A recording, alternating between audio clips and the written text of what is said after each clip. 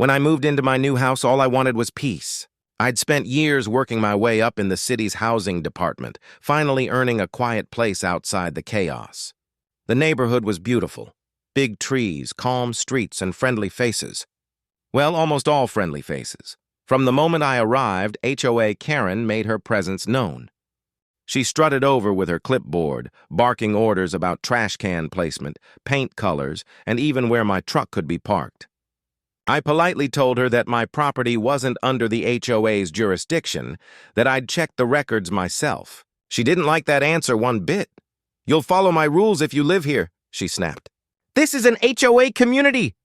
I smiled and said calmly, "I'm not following your HOA rules." That simple sentence must have lit her fuse because, within minutes, she called the cops, claiming I was being hostile and non-compliant. When the officers arrived, I was standing on my porch sipping coffee. I explained the situation, handed them my property documents, and showed them the county's official exemption form.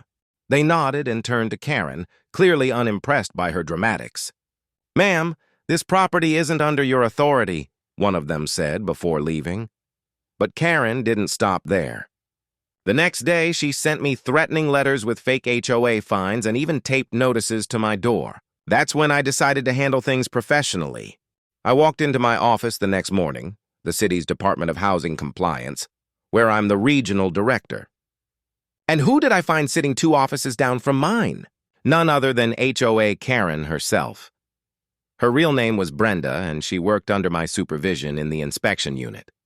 She nearly fell out of her chair when I walked into the staff meeting and said, "Brenda, we need to discuss your recent misuse of HOA authority and harassment toward a homeowner.